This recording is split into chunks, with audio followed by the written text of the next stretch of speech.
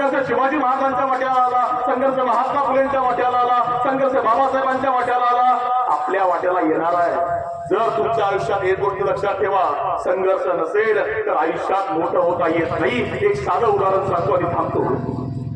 पलीकडं उत्तर प्रदेश नावाचं राज्य आहे. उत्तर प्रदेशामध्ये एक बरेली नावाचं गाव आहे. त्या बरेलीला अनेक मुलींची संख्या खऱ्या अर्थाने या विद्यालयामध्ये जास्त दिसते आहे. आणि म्हणून तुम्हाला साधं उदाहरण सांगतो. त्या बरेलीमध्ये एक मुलगी आहे, जी मुलगी नुसतीच 12वी पास झाली आहे, व्हॉलीबॉलची खेळाडू आहे मुलगी. आणि एका गावामध्ये मॅच होती, मॅच संपवून मुलगी घरी यायला निघाली, रात्रीचे 8:30-9 वाजले आणि मुलगी बरेलीच्या रेल्वे स्टेशनवरती आली आहे. आणि मुलीचं स्वप्न आहे काय की जगातलं सगळ्यात उंच शिखर जे आहे माउंट एव्हरेस्ट, ते माउंट एव्हरेस्टला चढायचंय, माउंट एव्हरेस्ट सर करायचंय, मुलीचं स्वप्न आहे. पण परिस्थिती अशी आहे की मुलगी व्हॉलीबॉलची खेळाडू आहे, मॅच संपली, घरी जायचंय आणि 9:30 वाजता ट्रेन लागली. मुलगी ट्रेन मध्ये बसली आहे, ट्रेन चालू झाली, रात्रीची वेळ आहे, ट्रेन मध्ये गर्दी नव्हती, त्या बोगीमध्ये कोणी नाही, 1-2 लोक होती. पुढच्या स्टेशनला उचलून घेतली, हवेमुळे पडले. ती मुलगी त्या ट्रेन मध्ये बसली आहे, ट्रेन चालू झाली आणि ट्रेनच्या बोगीमधून प्रवास चालू आहे. आणि प्रवास चालू असताना मुलगी त्या ठिकाणी ट्रेन मधून प्रवास करते. पण मुलीचं स्वप्न आहे, म्हणजे तुमचंही स्वप्न असेल आयुष्यामध्ये की आपल्याला काय मिळवायचं आहे, बरोबर आहे, स्वप्न बघत असू ना आपण. त्या मुलीचं स्वप्न आहे की जगातलं सगळ्यात उंच शिखर आहे ना माउंट एव्हरेस्ट, ते माउंट एव्हरेस्ट चढायचंय. आणि मुलीनं विचार करायला सुरुवात केली. ट्रेन चालू झाली आहे आणि पुढच्या स्टेशनला अचानक त्या ट्रेनमध्ये 4-5 मुलं आली. या मुलांनी दारू पिली होती, गुटखा खाल्ला होता आणि समोर एक मुलगी बघितली. आता ही मुलगी बघितल्यावर या मुलांमधलं हिंस्र जनावर जागं झालं आणि या मुलांनी त्या मुलीचा छळ करायला सुरुवात केली आहे, शिव्या द्यायला सुरुवात केली आहे, घाण्याला काहीतरी बोलायला सुरुवात केली आहे. आणि एका मुलानं त्या मुलीच्या गळ्यामध्ये सोन्याची चैन बघितली आणि त्याला काय करावं, ती चैन हिसकवण्याकरता त्या मुलीच्या अंगावर हात घातला, ती चैन ओढायचा प्रयत्न केला. पण मुलगी खेळाडू होती, तिने एक बुक्की मारली, ती एक पोरगं 4 पावलं लांब जाऊन पडलं. पण आपल्यातल्या एका मुलाला या मुलीनं मारलंय म्हटल्यावर सगळे एकत्र आले, सगळ्यांनी त्या मुलीला पकडलं, तिच्या गळ्यामधली सोन्याची चैन हिसकावून घेतली, तिला उचललं आणि चालत्या रेल्वेमधून बाहेर फेकून दिलं. पण पोरगी एवढी दुर्दैवी की नेमकी त्याच वेळी समोरच्या रेल्वे रुळावरून दुसरी रेल्वे चालली होती. मुलगी त्या रेल्वेवर जाऊन उतरली आणि दोनही रेल्वे रुळाच्या मध्यभागी येऊन पडली. रात्रीचे 10-10:30 वाजले.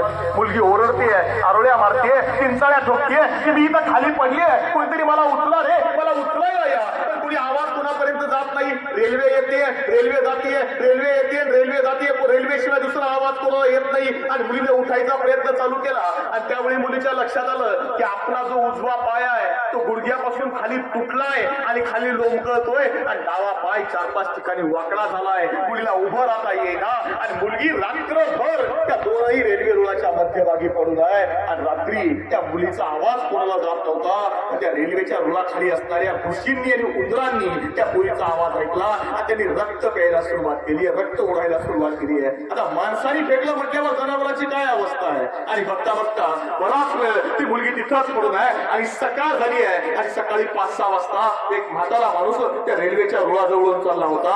आणि रेल्वेच्या रुळाजवळून जाताना त्यानं कोणीतरी पोरगी पडलेली बघितली आणि त्यानं गावातल्या लोकांना बोलवलं, त्यानं सांगितलं अरे बघा कोण पडलाय तिथं. लोकांनी उचललं त्या मुलीला, गावात आणलं आणि डॉक्टरांनी सांगितलं की या मुलीचा उजवा पाय गुडघ्यापासून तुटलाय आणि दुसरा पाय 4-5 ठिकाणी वाकडा आहे. जर हा तुटलेला पाय आपण कापला नाही त्याचं इन्फेक्शन अख्ख्या शरीरात जाईल आणि ही मुलगी दगावू शकते, म्हणजे मृत्युमुखी पडू शकते. तिचा उजवा पाय तोडला पाहिजे. पण पाय तोडायचा असेल तर त्याला आपण भूल दिली पाहिजे. मग भूल द्यायचं इंजेक्शन शिल्लक नाहीये, ते यायला 3 दिवस लागतील. मग काय करायचं, भूल न देताच त्या मुलीचा उजवा पाय कापून टाकला.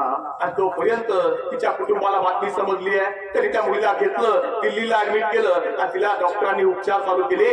4 महिने मुलीवर उपचार चालू आहे. जो पाय उजवा कापला होता ना त्या ठिकाणी आर्टिफिशियल म्हणजे कृत्रिम पाय बसवला आणि दुसरा पाय जो वाकडा होता तो पाय त्याला प्लास्टर केलंय आणि मुलीला व्हील चेअरवर बसवलं आणि त्या खुर्चीवर बसवून बाहेर आणलं. आणि 4 महिन्याने डॉक्टर सांगतायत बाळा उभं राहायचा प्रयत्न करू नको, तुला उभं राहता येणार नाही, तुला चालता येणार नाही, तू असंच व्हीलचेअरवर फिरायचं. आणि मुलगी म्हणते डॉक्टर माझं स्वप्न आहे. काय? मला माउंट एव्हरेस्ट करायचंय. डॉक्टर माझं स्वप्न आहे. डॉक्टर म्हटले मूर्ख आहेस का तू? तुला उभं राहता येणार नाही, तू जिना चढू शकत नाही, माउंट एव्हरेस्ट कुठं चढणार आहे? आणि मुलगी म्हणते डॉक्टर अहो माझं स्वप्न आहे की मला माउंट एव्हरेस्ट करायचंय. तर माउंट एव्हरेस्ट चढता येत नसेल तर उपयोग काय माझ्या जगण्याला? डॉक्टर म्हटले बाळा तू माझ्या मुलीच्या वयाची आहेस. बाळा इथं माउंट एव्हरेस्ट जगातलं सगळ्यात मोठं शिखर आहे. ते चढायला जाणं म्हणजे 100 लोक जातात, त्यातली 90 माघारी परत येतात. एखादा वर जातो बाकीचे वाटेमध्ये मरण पावतात. बाळा तुला ते शक्य नाही. मुलगी म्हणली नाही डॉक्टर माझं स्वप्न आहे. आणि मुलगी घरी आली आहे. 2 महिने गेले, 4 महिने गेले, 6 महिने गेले आणि मुलगी विचार करते की काय माझं स्वप्न पूर्ण करता येत असेल तर जगून काय फायदा आहे? आणि मुलीने विचार केला की ठीक आहे आपण माउंट एव्हरेस्ट चढू शकत नाही ना, आपण बघायला काय हरकत आहे? माउंट एव्हरेस्ट बघू तरी कसा आहे? आणि मुलगी एके दिवशी माउंट एव्हरेस्टच्या पायथ्याशी जाऊन उभी राहिली आहे. बघते अरे अजस्त्र असा तो डोंगर आणि चढायचा कसा? आणि लोक सांगतायत बाळा आमचे दोन्ही पाय चांगले आहेत तरी आम्ही वर जाऊ शकत नाही, तू नको कधी प्रयत्न करू. मुलगी म्हटली नाही प्रयत्न करत पण एक पाऊल टाकून बघायला काय हरकत आहे? आणि मुलीनं एक पाऊल पुढे टाकलं, दुसरं पाऊल पुढे टाकलं, तिसरं पाऊल पुढे टाकलं आणि मुलगी माउंट एव्हरेस्ट चढायला लागली आणि चढता चढता निम्म्यापर्यंत आली. आणि लोक सांगायला लागले बाळा अरे आमचे दोन्ही पाय चांगले आहेत, तुझा एक पाय आर्टिफिशियल आहे, दुसरा पाय 4-5 ठिकाणी वाकडा झालेला आहे, वरती ऑक्सिजन कमी आहे, तू नको जाऊ वर. मुलगी म्हटली इथं पर्यंत आली ना अजून थोडं वर जाऊन बघते. अजून थोडं वर, अजून थोडं वर करता करता एके दिवशी ती मुलगी माउंट एव्हरेस्टच्या सर्वोच्च शिखरावर जाऊन पोहोचली. हातामध्ये तिरंगा घेतला आणि जगाला दाखवलं अरे बघा मी आले इथं. त्या मुलीचं नाव काय होतं माहितीये? त्या मुलीचं नाव होतं अरुणिमा सिन्हा. अरुणिमा सिन्हा. 11 एप्रिल 2011 अरुणिमा सिन्हाचा उजवा पाय कापला गेला. 21 मे 2013 अरुणिमा सिन्हा माउंट एव्हरेस्टच्या सर्वोच्च शिखरावर जाऊन पोहोचली आणि जगाला दाखवलं की जगात अशक्य असं काहीच नसतं. माणूस शरीराने अपंग नसतो, माणूस मनाने अपंग असतो. आणि ज्यावेळी आपण विचार करू ना की आपल्याला मोठं व्हायचंय त्यावेळी आपल्याला मोठं होण्यापासून कोणीही अडवू शकत नाही. हा विचार त्या मुलीनं दिला. इथून पुढच्या काळात सुद्धा माझ्या भावंडांना भगिनींनो हा विचार तुम्ही खऱ्या अर्थानं कराल. स्वामी विवेकानंद व्याख्यानमालेच्या निमित्तानं या समारोपाच्या व्याख्यानाच्या निमित्तानं माझी तुम्हाला एवढीच विनंती आहे की दुसरं काही नाही करता आलं ना चालेल, फक्त एक करा. आईचं जे स्वप्न आहे ना ते स्वप्न पूर्ण करा. वडिलांचं जे स्वप्न आहे ना ते स्वप्न पूर्ण करा. मुलं असतील ना मुलांना सांगेल की तुमच्या जगातलं काही नाही कमवता आलं तरी चालेल. मी कायम सांगतो एकच पुरस्कार मिळवा. जगातला सर्वात मोठा पुरस्कार कोणता आहे माहितीये? नोबेल पुरस्कार अजिबात नाहीये. मॅगसेस पुरस्कार कधीच नाहीये. ऑस्कर पुरस्कार कधीच नाहीये. भारतरत्न, पद्मविभूषण, पद्म काहीच नाहीये. जगातला सगळ्यात मोठा पुरस्कार एकच आहे. कुठला? ज्यावेळी आपण बक्षीस मिळवतो, ज्यावेळी आपण यश मिळवतो, ज्यावेळी आपण पहिल्या क्रमांकानं पास होतो, आपण नोकरीला लागतो, आपल्या घरी धावत जातो, आपल्या आईच्या पाया पडतो, आपल्या वडिलांच्या पाया पडतो, आपल्या आईला पेढा भरवतो, आपल्या आईला सांगतो आई मी वर्गात पहिला आलो, बाबा मला बक्षीस मिळालं, आई मी नोकरीला लागलो. आणि त्यावेळी त्या आईच्या आणि वडिलांच्या डोळ्यामध्ये जो आनंदाचा अश्रू येतो ना तो अश्रू म्हणजे जगातला सर्वात मोठा पुरस्कार आहे. सर्वात मोठा आपण तो मिळवायला हवा. आणि माझ्या सगळ्या भगिनी इथं मला दिसतायत की त्यांना सांगेल लक्षात ठेवा आयुष्यात तुम्हाला दुसरं काही नाही मिळवता आलं ना चालेल, फक्त एक गोष्ट मिळवा. जगातली सगळ्यात मोठी संपत्ती कमवा. जगातली सगळ्यात मोठी संपत्ती काय आहे माहितीये? आपले वडील गरीब असलेत ना चालेल, आपला बाप फाटलेलं बनियान शिवून वापरत असला ना चालेल, आपला बाप शेती करून मजुरी करून MIDC मध्ये काम करून कुठतरी कामाला कष्ट करून आपल्याला शिकवत असला ना चालेल, भाजीला तेल कमी आहे म्हणून अर्ध्या पळी भाजीमध्ये आपली आई स्वयंपाक करत असली ना तरी चालेल. फक्त आपल्या वागणुकीमुळं आपली आई आणि आपले वडील यांची मान समाजात खाली झुकणार नाही याचा विचार करणं म्हणजे जगातली सगळ्यात मोठी संपत्ती कमवणं आहे. ती तुम्ही कमवली पाहिजे. कारण परिस्थिती अशी आहे त्याने रोज राज्यभर फिरताना अनेक वेळा पोलीस स्टेशनच्या बाहेर आई आणि बापाला उदास झालेलं, आई आणि बापाला डोळ्यात अश्रू आणून उभं राहिलेलं बघतो. मुलगी कोणासोबत तरी पळून गेली आहे, आई बाप पोलीस स्टेशनच्या बाहेर उभे आहेत, रडतायत आणि मुलगी पोलिसांना सांगते की नाही आमचं प्रेम होतं आम्ही पळून गेलो. ज्या वयात आपण शिकलं पाहिजे ना त्या वयामध्ये जर आपल्याकडून अशा चुका होत असतील तर आपण विचार सांगायचा कोणाचा? तर प्रेम करावं किंवा करू नये या मताचा मी नाहीये, पण प्रेम करायचंय ना. IAS मुलगा कोण IAS मुलाशी प्रेम करावं? करावं, डॉक्टर व्हावं डॉक्टर मुलाशी प्रेम करावं किंवा डॉक्टर मुलीला डॉक्टर म्हणजे बरोबरी किमान दर्जा तरी बघता आलं पाहिजे. पण ज्यावेळी महाराष्ट्रातल्या कोणत्याही पोलीस स्टेशनच्या बाहेर जाऊन बघा आणि उभं राहा, 8 दिवसापासून किमान 2 वेळा तरी तुम्हाला म्हातारी आहे बाप किंवा आजी आजोबा त्या पोलीस स्टेशनच्या बाहेर दिसतात, डोळ्यामध्ये आश्रू आहेत आणि रडून रडून सांगतात आयुष्यभर पोरगी सांभाळली, आयुष्यभर पोर सांभाळलं आणि आज आमच्या वाट्याला ही परिस्थिती आली. हे का होतं, कशामुळे होतं? कारण ज्या वयात आपल्याला शिकायचं आहे त्या वयात जर पाऊल चुकलं तर संपूर्ण आयुष्य चुकल्याशिवाय राहत नाही. हा विचार एकदा करा आणि खऱ्या अर्थानं आई वडिलांची शिक्षकांची स्वप्न पूर्ण करा. हा विचार आणि विश्वास या ठिकाणी देतो.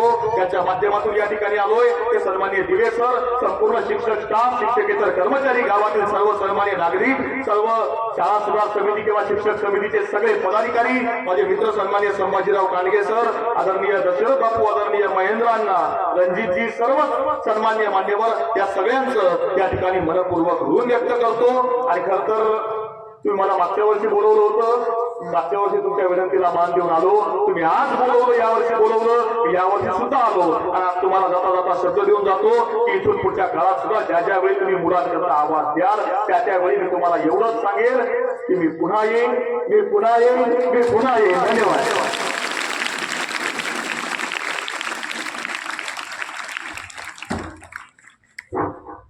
आदरणीय गोसावी सरांनी आपल्या ओघवत्या वक्तृत्व शैलीमध्ये मानवी जीवनाला सर्वोच्च बिंदूवर घेऊन जाणारी जी मूल्य आहेत, त्याग, निष्ठा, समर्पण, बलिदान, शौर्य या सर्व मूल्यांना स्पर्श करत आमच्या या मुलांच्या मनावरती संस्कार, शब्दरूपी संस्कार घडवून आणले. सरांनी बोलताना सांगितलं की जे पेराल ते उगवेल आणि त्या पुढे जाऊन सांगताना सांगितलं की शुद्ध बीजापोटी फळे रसाळ गोमटी. आपण जे वातावरण पुरवू त्याप्रमाणे पुढची पिढी घडत असते. हा मौलिक सल्ला सरांनी आपल्या या व्याख्यानातून आम्हा सर्वांना दिला. जाता जाता अरुणिमा सिंगाची गोष्ट सांगत असताना त्यांनी सांगितले की जो रणांगणात एकदा जर आपण पराभूत झालो तर ते रणांगण पुन्हा जिंकता येतं, परंतु जर मनात एकदा आपण जर पराभूत झालो तर पुन्हा जिंकणं ते जवळपास अशक्य होतं. आणि म्हणून नेहमी सर्वोच्च आत्मविश्वासासह आयुष्याला सामोरं गेलं पाहिजे. यश तुमची वाट पाहत असतं असा सल्ला सरांनी दिला. जो हाथ सदा पवित्र होते हैं, जो प्रार्थना से ज्यादा सेवा के लिए उठते हैं. आणि म्हणून सदैव शेतकऱ्यांच्या, खास करून आत्महत्याग्रस्त शेतकऱ्यांच्या मुलाची शैक्षणिक प्रगती घडून आणत असताना त्याच्या संपूर्ण संगोपनाची जबाबदारी त्या मुलांना दत्तक घेऊन सर महाराष्ट्रभर उचलतायत. अशा वक्त्याला ऐकणं हे आमचं निश्चितपणे भाग्य आहे. म्हणून सरांनी आपलं मनोगत व्यक्त करत असताना तुम्हाला 2 ओळी सांगतो की आपण शब्दांना स्पर्श नाही करू शकत, आपण शब्दांना स्पर्श करू शकत नाही, मात्र मनाला स्पर्श करण्याची ताकद शब्दामध्ये असते. आणि त्याच ताकदीनं खऱ्या अर्थानं सरांनी आपल्या समोर बसलेल्या किशोरवयीन मुलांसह या सर्व पालकांच्या मनाला स्पर्श केलाय.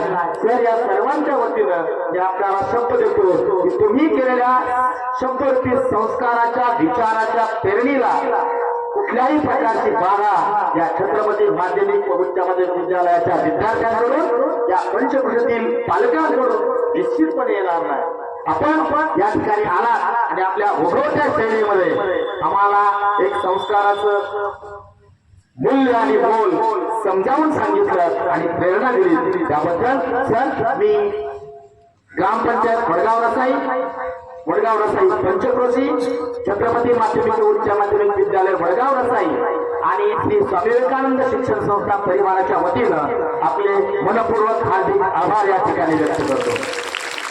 त्याचप्रमाणे त्यांच्याबरोबर खंबीरपणे उभ्या असलेल्या, त्यांच्या पाठबळाशिवाय सरांना हे काम सिद्धीस देणं शक्य नाही अशा सौभाग्यवती पूनमताई यशवंतराव गोसावी याही या ठिकाणी उपस्थित झाल्या. ताई तुमचेही मनपूर्वक हार्दिक आभार या ठिकाणी व्यक्त करतो. यशवंतरावजी गोसावी सरांचे विचार श्रवण करण्यासाठी उपस्थित झालेल्या येत्या काळातील जिजाऊ सावित्रीची भूमिका ज्यांना बजावायची आहे अशा सर्व माता पालक यांचेही मनपूर्वक हार्दिक आभार. त्याप्रमाणे आपल्या खांद्यावर कुटुंबाची जबाबदारी असताना आपल्या सगळ्या कामांना फाटा देऊन सरांना ऐकण्यासाठी आणि या विचारांची पुनर्प्रेरणी आपल्या मुलांच्या मनावरती करण्यासाठी उपस्थित असलेल्या सर्व पिता पालकांचेही विद्यालयाच्या वतीनं मनपूर्वक हार्दिक आभार व्यक्त करतो. शांत चित्तानं सरांचे विचार या चिमण्या पाखरांनी ऐकले. या चिमण्या पाखरांचं सर्वांच्या वतीनं मनपूर्वक हार्दिक अभिनंदन. पुनश्च एकदा आपल्या सर्वांचे आभार व्यक्त करतो आणि आजचा हा व्याख्यानाचा कार्यक्रम या ठिकाणी संपन्न झाला असं जाहीर करतो.